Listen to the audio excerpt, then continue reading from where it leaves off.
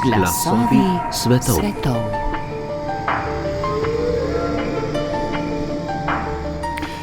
Danes si tega sicer ni več enostavno predstavljati, a v drugi polovici 19. in v prvi polovici 20. stoletja so bili anarhisti precej vplivna politična sila na stari celini. Pomembno vlogo so na primer igrali v času Pariške komune, pa ob začetku oktobrske revolucije in med špansko državljansko vojno. Še več, ruski car Aleksandar II., pa habsburška cesarica Sisi in ameriški predsednik William McKinley so vsi padli pod streli atentatorjev, ki so se navduševali za anarhistične ideje. In kaj natanko so te ideje bile? Eden ključnih anarhističnih mislecev tistega časa je bil ruski plemič in fizični geograf Pjotr Aleksejevič Kropotkin, ki je v enem svojih spisov anarhizem opredelil kot doktrino, ki si, navajam, prizadeva za popolno osvoboditev človeka izpod jarma kapitala in države. Priznajmo, to se sliši precej socialistično, a kot vemo, sta tako Karl Marx kakor Vladimir Lenin z anarhisti svoj čas ostro polemizirala. Stalin pa je svojo pomoč španski republikanski vladi v pomembni meri celo pogojeval z omejevanjem vpliva anarhistov v protipučistični koaliciji, kar je slej ko prej pripomoglo k končni zmagi generala Franka na Iberskem polotoku. In ko je bilo španske državljanske vojne leta 1939 konec, je, tako se je vsaj dolgo zdelo, tudi množična privlačnost anarhističnih idej in gibanj trajno zbledela. Ampak danes, ko se zdi, da sta tako tradicionalni liberalni center, kakor levica, gledano globalno, brez pravega kompasa, ko ni videti, da bi znala prepričljivo odgovarjati na to, kar počnejo Trump, Xi, Putin, Musk in drugi silaki našega časa, morda le ne bi bilo odveč, ko bi odpihnili prah, ki se je bil naložil na anarhistične ideje, in pogledali, če lahko tam najdemo kaj pripravnega zase, tu in zdaj. Na Slovenskem bi prvi korak v tej smeri utegnili storiti ob Pravičnosti, drobni knjižici, ki je pred kratkim izšla pri založbi Sanje. V njej je namreč knjižni urednik, prevajalec in publicist Aleš Učakar zbral in prevedel nekaj spisov že omenjenega Kropotkina. In kaj nam ti spisi na vsezadnje razkrijajo? Kako naj bi, sledeč Pjotru Kropotkinu, veljalo organizirati družbeno življenje, da ljudje ne bomo na milost in nemilost prepuščeni kapitalu? Kaj naj bi nadomestilo obstoječe državne institucije, če seveda anarhizma nočemo intelektualno lenobno enačiti s pogrezanjem družbe v kaos? Kaj je z atentati oziroma s političnim nasiljem, ki je v Kropotkinovem času očitno brstelo tudi iz anarhističnih idej? Kaj natanko anarhista loči od ortodoksnih marksistov in, nikakor ne nazadnje, koliko anarhizmov pravzaprav obstaja oziroma, drugače rečeno, kako reprezentativni za anarhizem kot tak so Kropotkinovi pogledi in stališča. To so vprašanja, spoštovane poslušalke in cenjeni poslušalci, ki nas bodo zaposlovala v tokratnih glasovih svetov, ko pred mikrofonom gostimo dr. Rajka Muršiča, predavatelja na oddelku za etnologijo in kulturno antropologijo Ljubljanske filozofske fakultete, ki je Kropotkinovi Pravičnosti pripisal spremno besedo. Spoštovani gospod Muršič, lepo pozdravljeni, dober dan. Dober dan želim. Zdaj, če se strinjate, bi začela z zgodovino. Kako daleč v preteklost pravzaprav segajo začetki anarhistične misli in kako hitro so te ideje potem našle odmev v, pogojno rečeno, množični politiki? Zdaj, anarhistična misel je z nami, odkar imamo države, ne? Prve države so nastale kot male mestne državice približno pred 6000 leti, torej 4000 let pred našim štetjem. Potem so se te državice preoblikovale v nekaj bolj pošastno velikega, v imperije, ne govorimo o mezopotamskem prostoru, in širše sredozemskem. Podobni procesi so se pa dogajali tudi drugod po svetu. Tako da z vzponom prvih držav se začne seveda že tudi ta odpor do sistema, v katerem se pojavi vsaj nekaj stvari, s katerimi se soočamo še danes. Prvo je prisilno delo, torej delo, ki je namenjeno temu, da boš s svojim delom skrbel za bogatstvo drugih, ki ga akumulirajo. To je mogoče samo z nasiljem, torej država je instrument nasilja, ki prisili ljudi v neprostovoljno delo. Tretja komponenta pa je potem svoboda, ne? Torej, a ti lahko pobegneš iz tega suženjskega ali pa napolsuženjskega ali pa vsaj odvisnega odnosa od gospodarjev oziroma od drugih. Tako da ta spontani anarhizem je star toliko, kot so stare države, ne more biti drugače, ne? Ko pa govorimo o politični misli oziroma o politični artikulaciji anarhizma, je v bistvu v številnih tokovih mogoče govoriti, da ima mnogotere korenine, ne. Ena od korenin je seveda delavsko gibanje, to spontano delavsko gibanje, ki se začne tam v poznem 18. stoletju, potem se najbolj manifestira v zgodnjih inačicah tako imenovanega utopičnega socializma, kjer je težko delati razliko med anarhistično, socialistično, komunistično mislijo in tem, kar so ti Fourier in drugi pisali na začetku 19. stoletja. Potem pridemo pa do obdobja razvitega delavskega gibanja, ne, z 40 leti in seveda s tisto znamenito revolucijo oziroma karkoli je že to bilo, ne, s temi pretresi evropskih držav leta 1848, ki hkrati seveda sovpada tudi z artikulacijo te revolucionarne misli v komunističnem manifestu Marxa in Engelsa. Potem se pa različne struje delavskega in političnega gibanja od tistih 40 let naprej ločujejo med marksistično zasnovanimi zamislimi komunizma skozi socializem in anarhističnimi zamislimi neposredne poti do komunizma. In to je tisto, kar pripelje do Bakunina in pa do Kropotkina. Naj samo to povem, da je bil prav drugi steber te anarhistične misli v drugi polovici 19. stoletja, to je Mihail Bakunin, v resnici prvi avtor prevoda oziroma prvi prevod Marksovega Kapitala, torej tega večinoma posthumno izdanega temeljnega Marksovega analitičnega znanstvenega dela o delovanju kapitalizma, njegovega trga in tako naprej, v ruski jezik. Skratka, Bakunin je bil tisti, ki je prepoznal pomen in potenco praktično Marksove misli, tisto, ko rečemo marksologija, izvirne Marksove misli, prav zato, da daš orodje v roke delavstvu, ki se bo osvobodilo okov, v katerih se je znašlo, na podlagi prepoznavanja seveda delovanja izkoriščanja.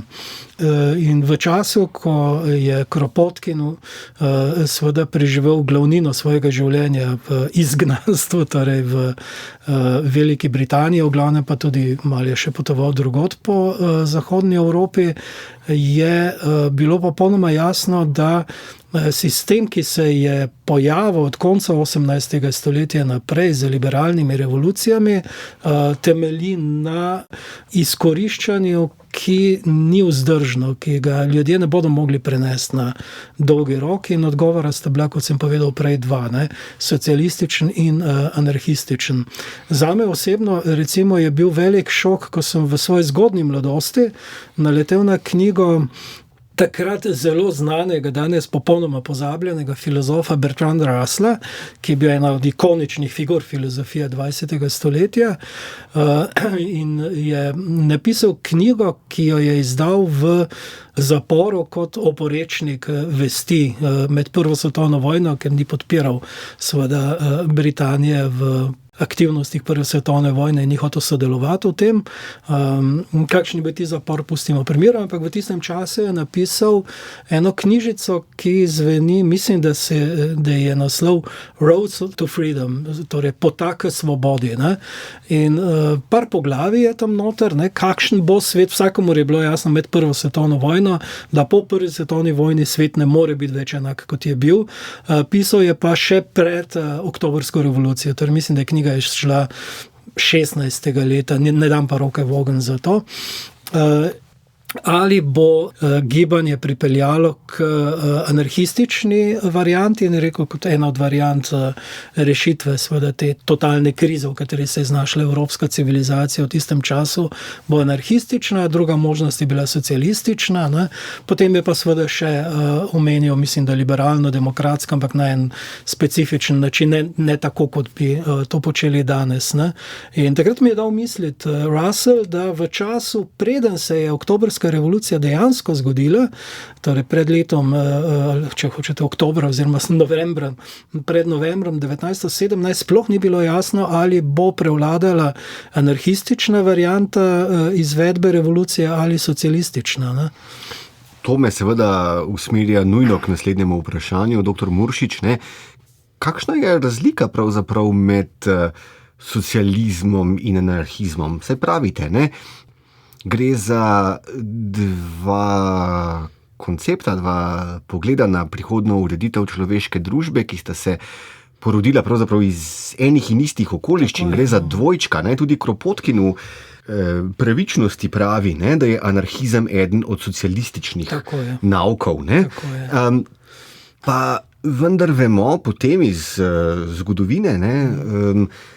Da so imeli člani partije, bolševiki, veliko nezaupanja do anarhistov, in Kropotkin, ki je dočakal seveda oktobrsko revolucijo in umrl v Sovjetski zvezi, ne, je tik pred smrtjo pravzaprav še polemiziral z Leninom. Ne. Kaj je torej kamen spotike med obema tako bližnjima taboroma? Preprosto bi bilo, če bi bil samo en kamen, ne? V resnici je prava gora. Glavna točka razhajanja je v tem, ali po revoluciji uporabimo orodja države, da vzpostavimo nov režim in nov sistem, ali jih ne. Tukaj je glavno težišče. Zdaj moram reči, da zgodovina je seveda tista, ki poda eno od možnih sodb. Ne? Zdaj, če bi si mi zamišljali, da ni nobene skupnosti v tem trenutku na tem planetu, ki ne bi sledila anarhističnim modelom, bi se seveda grozno motili. Ne? Od Čapasa do seveda tistega koščka Kurdistana, ki se imenuje Rožava, ne?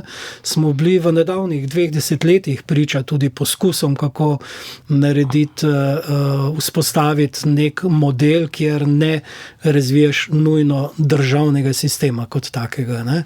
Ampak oba sta izjemi v dejanskem prostoru in času. In tisti druga točka, ki je mogoče še celo bolj ključna za samo gibanje, ki mu rečemo socialistično, ali pa če hočete, takrat se je že seveda precej prej, v 70. letih 19. stoletja prišlo do tega prvega razkola znotraj socialističnega gibanja med tistim, ki je bil revolucionarno-komunističen in onim, ki je bil reformističen. Danes mu rečemo socialdemokratski, takrat se je imenovalo bolj socialističen še v prvem obdobju.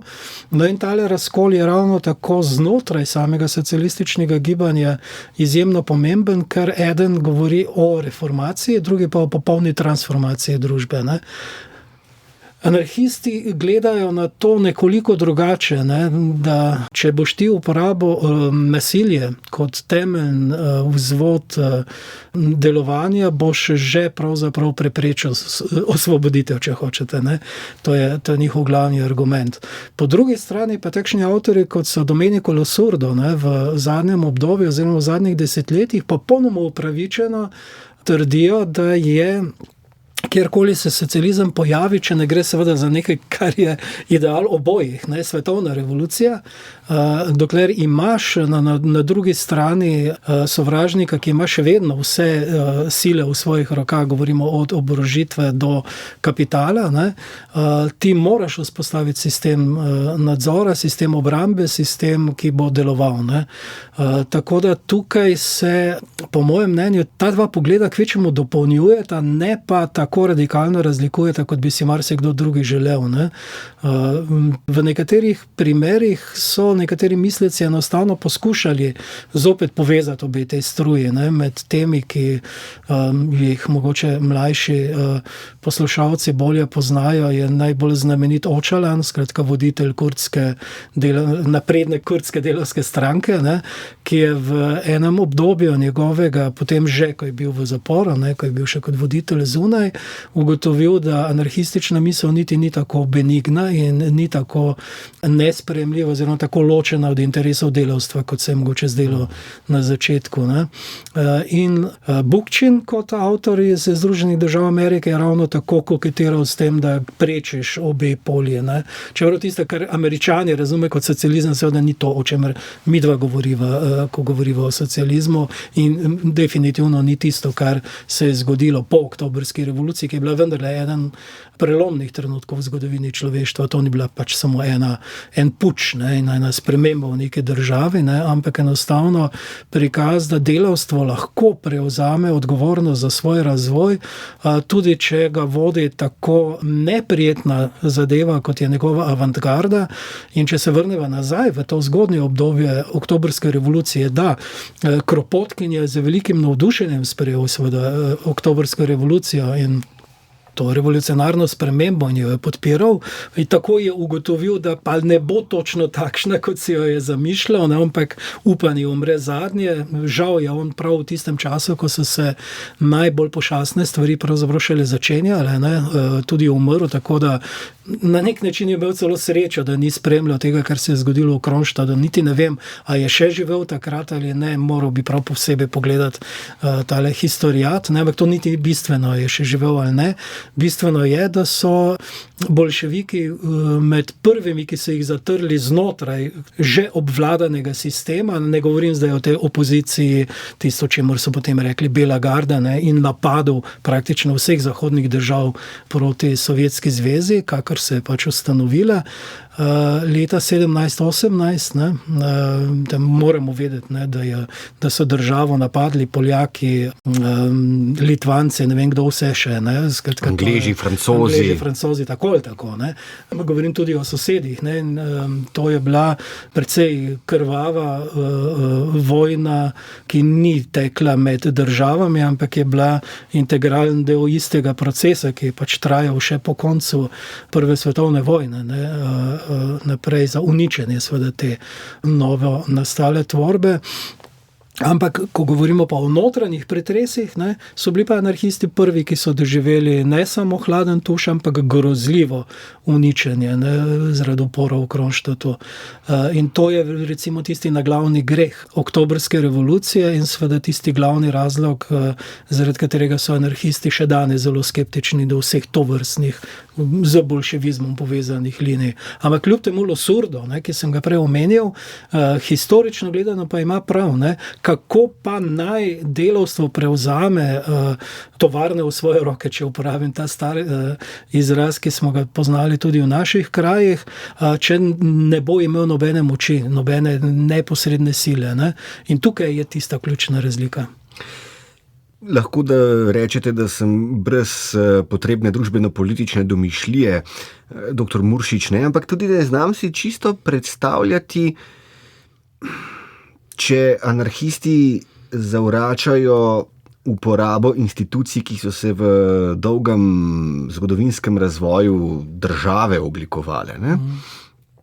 Kako zagotoviti, da bodo ljudje, ki bi živeli v anarhistični utopiji, prehranjeni, kako bodo imeli ogrevana stanovanja, čevlje na nogah in površnik na plečih. Skratka, kako poskrbeti, da bodo materialni pogoji za vsakdanje življenje pokriti? Ja, to so klasična vprašanja, ki jih zastavlja vsak. Jaz sem se ustavil na eni točki, ker je Kropotkin dal odličen odgovor na to vrstna vprašanja. Bom kar citiral, bom kar prebral en kratek odlomek, ki je zelo zgovoren na to temo. Prosim, ja.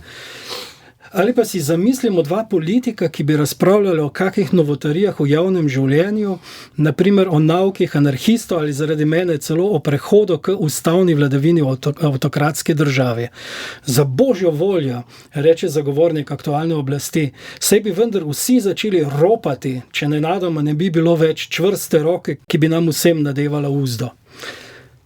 Odgovor, Kropotkina je pa, potem takem mu odvrne drugi, sem pa kar prisiljen sklepati, da bi tedaj tudi vi sami postali razbojnik, če se vam ne bi bilo treba več bati ječe.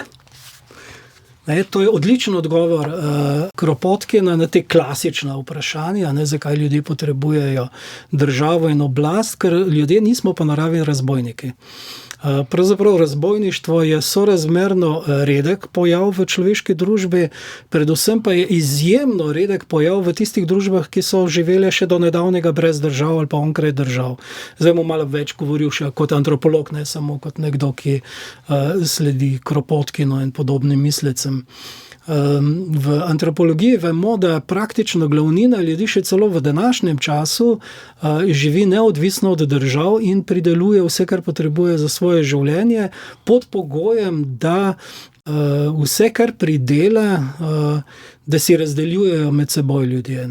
Kropotkin tudi pri njegovem izvrstnem spisu, ki je tule noter objavljen v tej knjižici o morali, skratka naslov mislim, da je Pravičnost in morala, od tod izhaja tudi naslov tele drobne knjižice, ki je šla pri sanjah, je pokazal, da je temeljno pravilo našega preživetja človeške vrste in tukaj antropologe dejansko lahko rečemo, da je imel prav, da tukaj ni nobenega dvoma, da bi samo sanjaril o tem.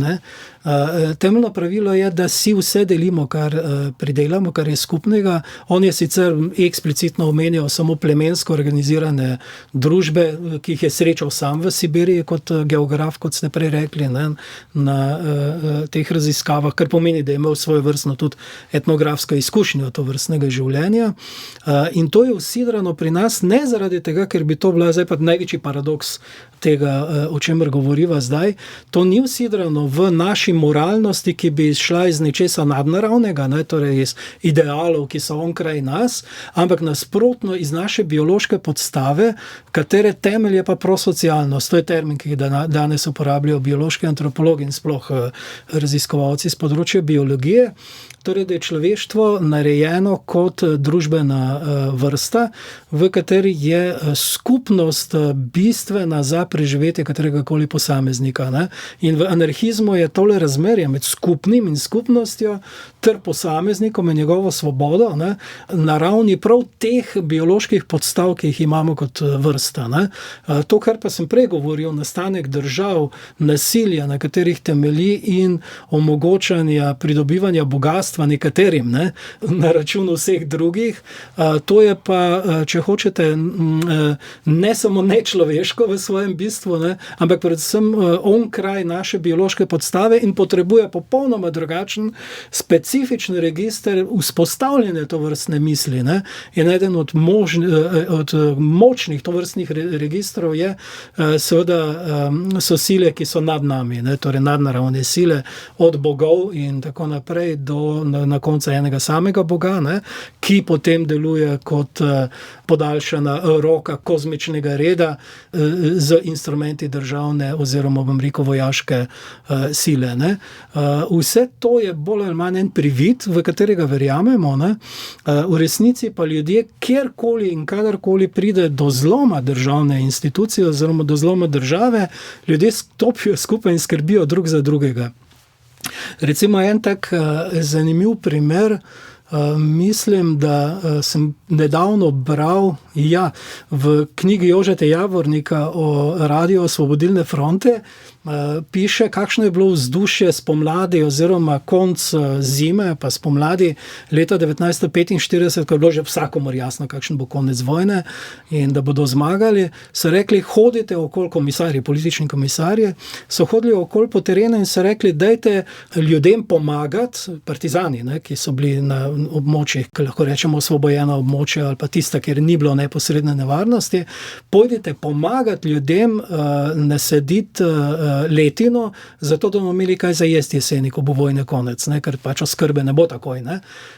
To je to, kar počnejo ljudje v takšnih časih, v takšnih trenutkih in recimo tisti 3 dni, če se mogoče spomnite po poplavah v Sloveniji, kaj so naredili ljudje, ki so bili odrezani od sveta, recimo v Solčavi ali pa v Črni. Ja, pomagali so drug drugemu, Sej, to je edino, kar človek naredi, kar je temelj našega delovanja in ravnanja.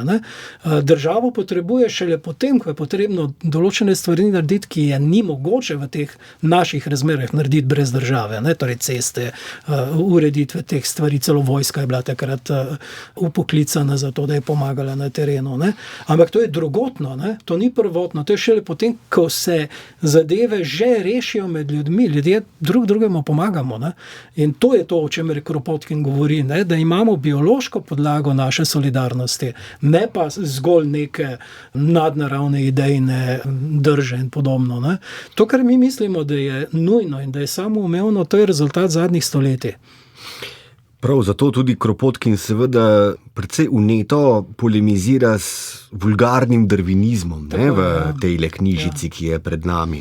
Če sva pri vulgarnem darvinizmu, tukaj je ena zelo pomembna točka, ki jo moram izpostaviti v tem pogovoru. To je to, da je ameriška popularna kultura, predvsem ameriška popularna kultura v državi, kjer je v marsikateri zvezni državi Darwinov nauk prepovedan. Teksas je najbolj tipična zvezna država, kjer je nedopustno sploh govoriti o Darwinovi evoluciji v šolskem sistemu, in še marsikje drugje, da ne govorimo o drugih zadevah, o katerih se ne sme govoriti v državi, ki prisega na svobodo govora in tako naprej. To je velik paradoks, da tega niti ne opazimo, ampak prav tam v popularni kulturi, torej v različnih nadaljevankah, ki jih gledamo vsi po vsem planetu in v filmih, največkrat slišimo tole frazo, zdaj bom povedal v angleščini, survival of the fittest. Torej v slovenščini bi bilo preživetje najmočnejšega oziroma najbolje prilagojenega, ampak najmočnejšega je v bistvu ta fraza. To sploh ni Darwinova fraza, tega nihče ne ve. Darwin je to zadevo vključil v svojo knjigo o razvoju vrst, šele mislim, da v 5. ali 6. izdaji, na priporočilo Herberta Spencerja, skratka sociologa oziroma družbenega misleca, bomo rekli, takrat še sociologije pravzaprav niti ni bilo kot take, kot jo poznamo danes. V eni opombi, Ampak to je postal dominanten način razumevanja darvinizma, ki je več kot vulgaren. Kaj govori ta fraza? Ta fraza izhaja iz kapitalizma. Tisti, ki bo boljši, bo pač zmagal. In ta banditizem, ki mu lahko rečemo najvišja stopnja sodobnega imperialnega kapitalizma, je banditizem, ki ga vidimo iz dneva v dan, temelji prav na tem.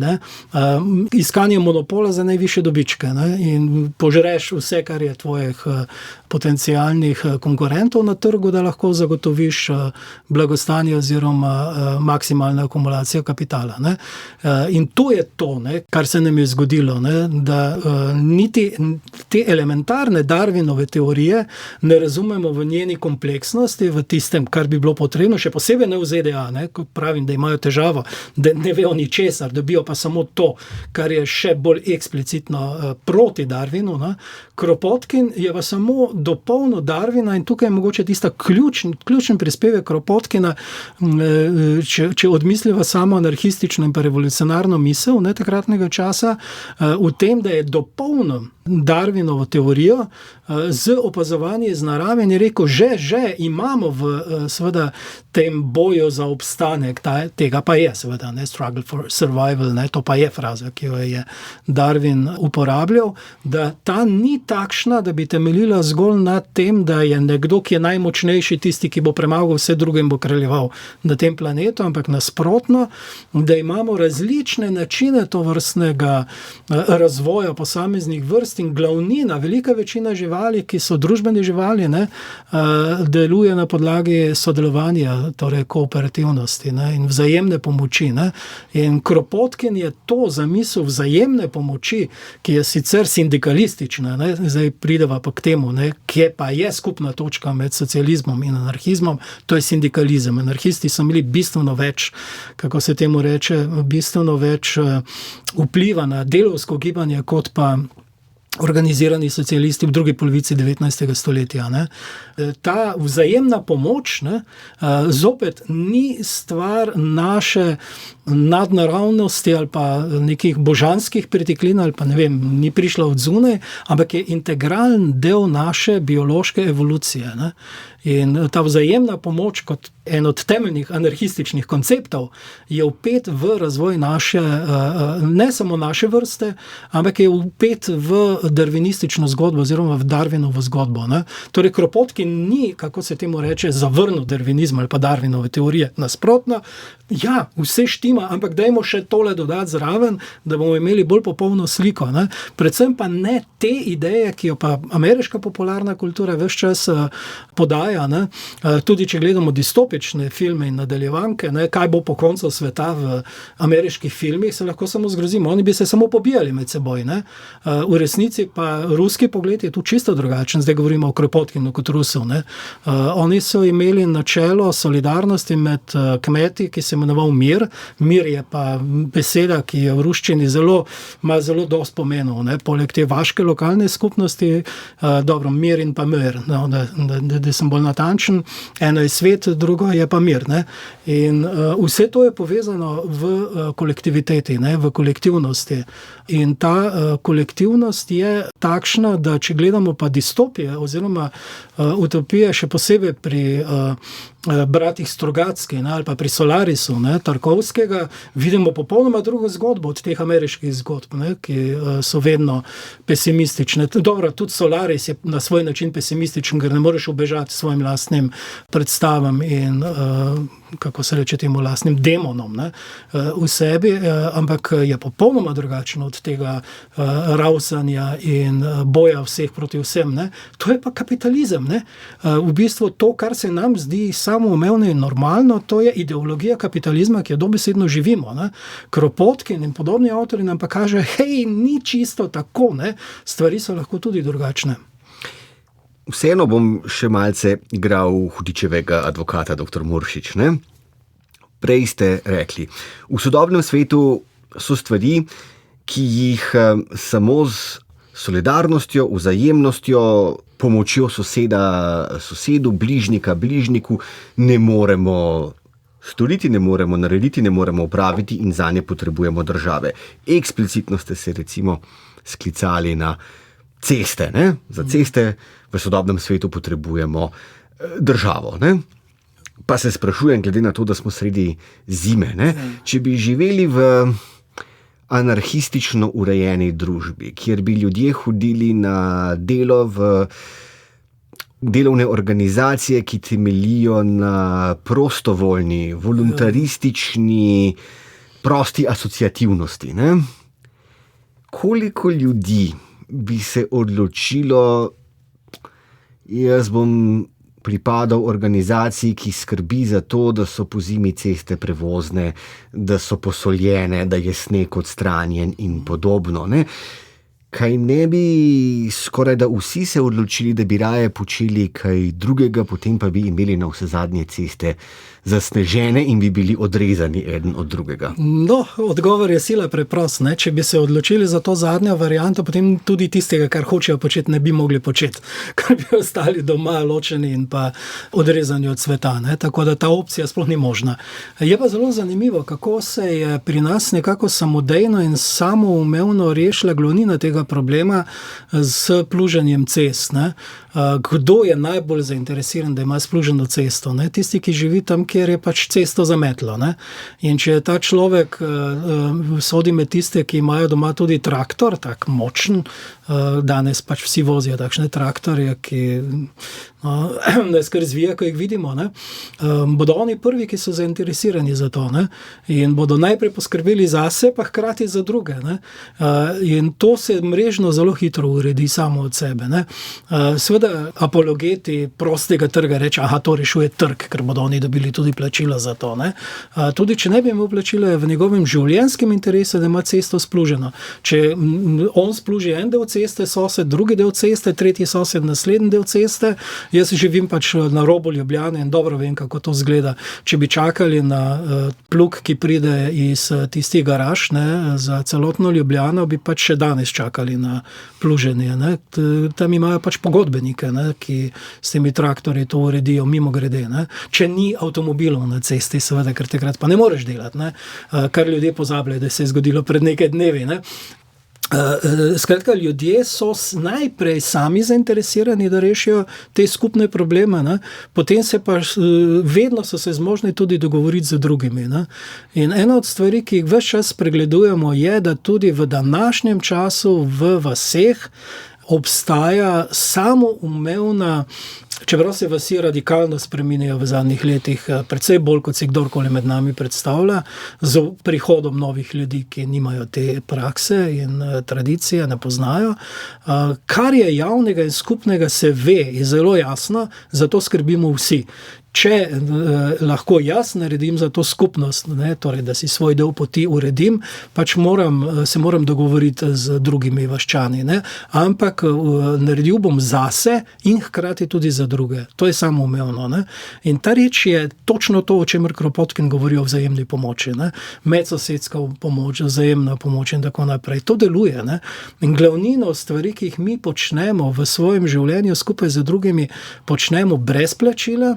In zato, ker vemo, da je prav, ker hočemo nekaj sami doseči. Ne? Sam se sicer ukvarjam s samoniklimi prizorišči, ne? Tam je najbolj tipičen primer tovrstnega delovanja. Jaz bom sodeloval pri tem, da bomo vzpostavili nek klub, neko v glavnem glasbeno prizorišče, zaradi tega, ker potrebujem prostor za vaje, zaradi tega, ker potrebujem interakcijo z drugimi, ki imajo podoben glasbeni okus, zaradi tega, ker se hočem imeti fajn. In jaz bom delal toliko, kot pač lahko in bom z velikim veseljem sodeloval, ne bom pa gledal na to, kaj bom dobil nazaj, razen tega, da se bomo imeli vsi skupaj fajn. In to deluje na dolgi rok. Tukaj imamo določena prizorišča v Sloveniji, ki delujejo desetletja na ta način. Ne, da ne bi nič zaslužili, ali pa da ne bi bilo tako, da nekdo da več, drugi manj in tako naprej. To je samoumevno. Ne? In glavnina stvari, s katerimi mi živimo in ki nam izpolnijo naše življenje takih, ne glede na to, govorimo o digitalnem svetu, tem resnično vsakdanjem svetu, govorimo o sosedih in odnosih do sosedov in tako naprej. Takoj, ko pa vključimo zraven državo, sodni sistem, pravila in tako naprej, pa se stvari zapletajo in se včasih zapletajo tako, da jih sploh ni več mogoče odplesti.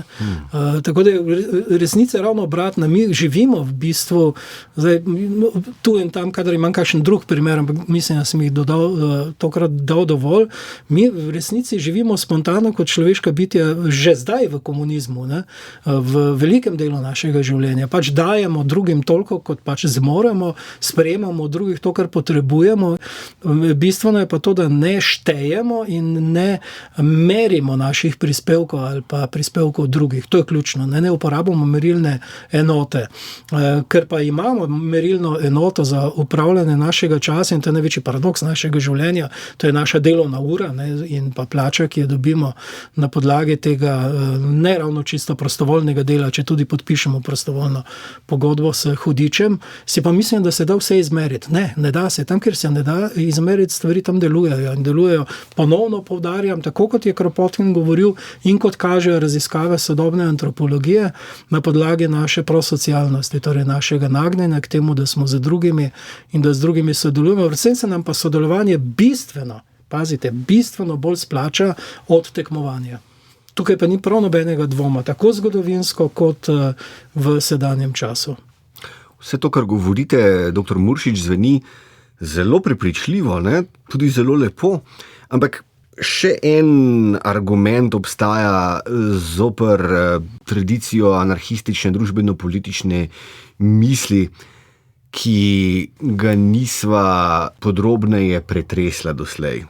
Namreč ta zgodovinska evidenca, da je bilo v 19. stoletju kar nekaj političnih atentatov, ki so jih izvedli ljudje, ki so se samo deklarirali za anarhiste. Ne? In politično nasilje je absolutna anatema za nas danes. Ne?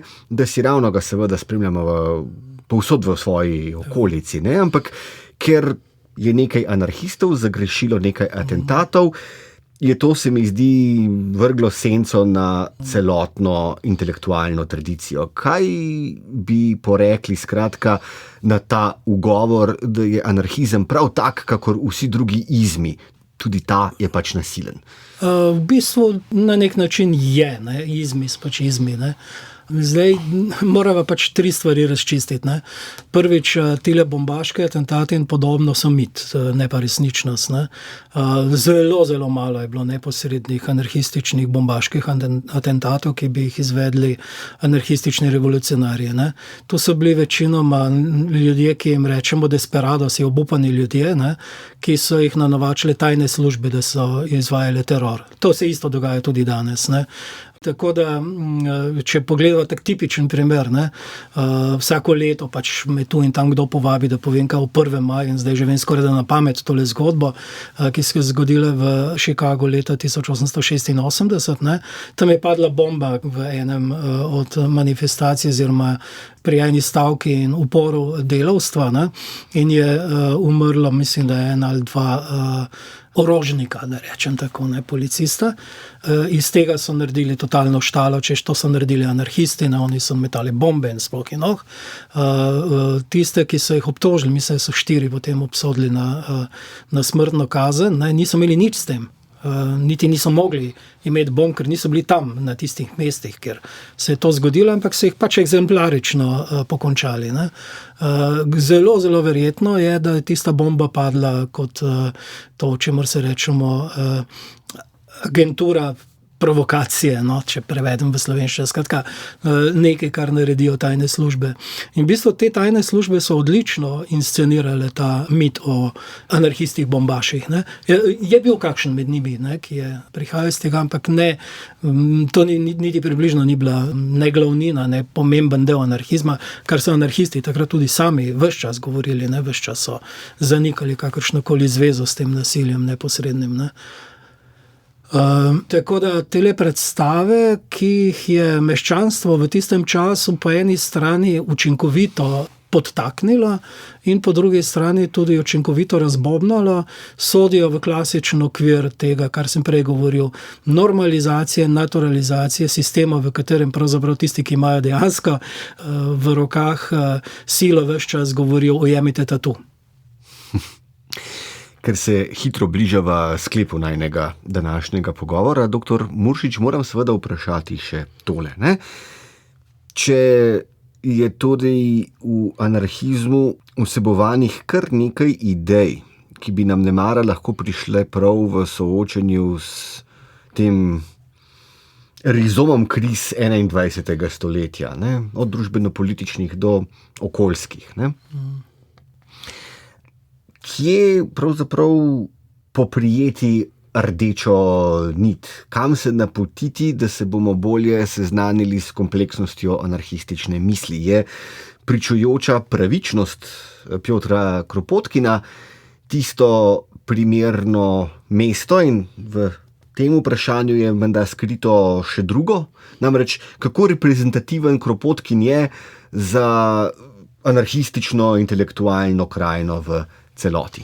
Zdaj tudi anarhistična, intelektualna krajina, odličen izraz, moram reči, ne, sodobnega časa je izjemno razpršena in zelo raznolika. Ne. V bistvu je vzpostavila en trajen sistem, recimo tega podzemnega, tako rekoč načina delovanja. Zame osebno je en od najpomembnejših vozlišč tovrstnega delovanja, seveda punkovsko gibanje iz 70. let, ki sem mu tudi sam na nek način pripadal, če tudi nisem nikoli igral punka.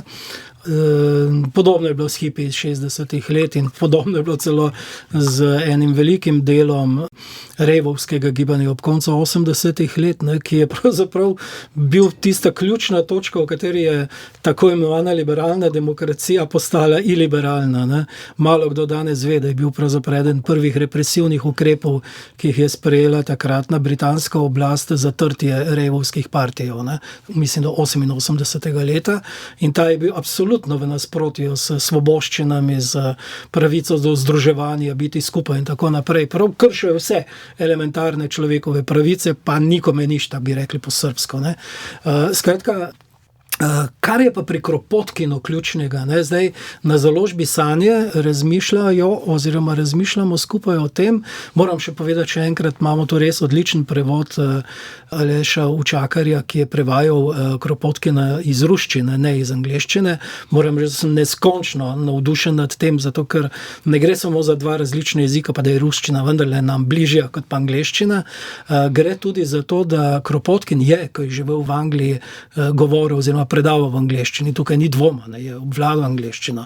Ampak ruščina je pa bila vendarle tisti jezik, ki je ta prav. Ne. In zdaj razmišljamo o tem, da bi tudi njegova resnejša dela, predvsem vzajemno pomoč, ne, še izdali, mogoče pa celo en cel kompendij. Ne. Tole je le drobna knjižica s prevodi par tekstov, recimo tule noter imamo en zelo zanimiv tekst o davku, ne, in državi in pa kaj pravzaprav nam je storiti. Ne. Kar zadeva mene, je Kropotkin poleg tistega, kar pač zadeva trenutno antropološko vednost oziroma naša znanje o tem, kakšen je pogled na človeštvo, ki je drugačen. Recimo Augustin Fuentes, en izjemno pomemben ameriški biološki antropolog sedanjega časa, je razbijal mite o patriarhatu, o spolu in pa še nekaj drugih mitov. Jaz upam, da bomo kdaj dobili tudi prevod teh vsekakšnega od njegovih del v slovenščino. Opozoril na to, da človek seveda ni ne nasilen, ne izrazito nasilen. Zmožni smo nasilja, čisto vsi, brez dvoma, smo pa zmožni tudi nenasilja in glavnina človeštva v celotni zgodovini človeštva je živela v nenasilju. Recimo James Scott je zelo jasno opisal, da do 20. stoletja praktično je glavnina kmečkega prebivalstva, ne samo v Indokini, ne, ampak v celotnem azijskem območju, celo znotraj imperijev, kot so bili kitajski ali pa imperija ali pa japonska kot taka, živel pravzaprav v svobodi. Ti si pač plačal, podobno kot tudi naši sonarodnjaki, ki so bili del Osmanskega cesarstva, si pač plačal tisti harač enkrat letno, pa mi smo tudi plačevali svojim kmečki gospodi enkrat letno tisto desetino, ne, v oddaljeni preteklosti, ampak sicer si imel pa mir in si urejal vse stvari sam. Ne. Država je prišla pravzaprav v kako se temu reče, kot država, kot tista teritorijalna prisila, v kateri se znajdeš, pa dobiš potni list ob koncu 19. stoletja. Še takrat, ko je Kropotkin hodil okoli po Evropi, ni potreboval potnega lista. Ne. Mi tega danes ne vemo, ne. Si sploh ne znamo predstavljati. Si šel pač iz enega kraja v drugega. Zdaj, kako si uredil svoje bivanje, je bil to bolj ali manj tvoj problem. Ne. Ni bilo pa teh policistov, ki bi pregledovali, imaš osebne izkaznice ali ne. Osebne izkaznice sploh. To je nedavni izum. Ne. Ampak zdaj smo toliko navajeni teh mej in držav, ne, da si sploh ne znamo predstavljati življenja brez njih. Ne. Kljub temu, da je glavnina ljudi do nedavnega živela onkraj, zunaj države niso bile bistvene. Ne. In ena od najboljših poant je pravzaprav izkušnja naših prednikov. Ne. Če gledam svojega starega očeta, rodil se je v eni državi, vojsko je služil v drugi državi, upokojil se je v tretji državi, ne. Sam sem živel v dveh državah do zdaj. Ne. Moje hčerke so se rodile v drugi državi kot jaz, oziroma ena od njih. Ne. In to je za nas tule v Sloveniji samoumevno. Nisi se premaknil iz svoje hiše in si preživel svoje življenje v 3 ali pa 4 državah. Večina naših sonarodnjakov to zelo dobro ve in si predstavljamo naenkrat, države so neka večna, samoumevna, suverena tvorba, ne, kot od Boga dane in tako naprej. Ne. Ja, v redu, če si tako predstavljaš, Bog pomagaj. Ampak Kropotkin je pokazal, da si je mogoče zamišljati svet tudi drugače. Ne. In tista stvar, ki je meni osebno pri Kropotkinu res pomembna, je pa to, da ne dela razlike med anarhizmom in komunizmom. Ne. Da je to dvoje načeloma eno in isto, ne, in da k temu ljudje težimo. Jaz pravzaprav moram reči, da je mogoče to glavna poanta njegovega dela. No, za vse tiste, ki bi se radi podrobneje seznanili s Kropotkinom, še to najbrž lahko dodava, kaj ne, lahko odidejo tudi v knjižnico in tam poiščejo 2 zvezka debel zbornik anarhizma iz sredine 80-ih. 83. Ki ga je profesor Rudi Rizman. Ne? Ja. Dr. Rajko Muršič, najlepša hvala seveda za tale intriganten pogovor in za vsa pojasnila. Hvala tudi vam. Vam, spoštovane poslušalke in cenjeni poslušalci, pa seveda najlepša hvala za pozornost. Srečno.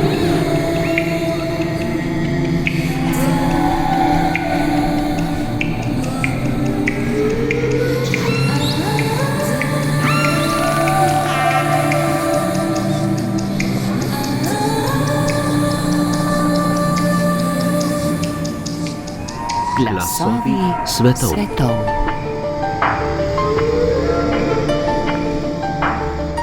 S tem smo prišli do konca tokratnih Glasov svetov, oddajo, ki lahko prisluhnete tudi v obliki podcasta ali jo poiščete na spletni strani programa Ars. Sem pripravil in vodil Goran Dekliva, zvočno pa jo je oblikoval Kasper Hadalin.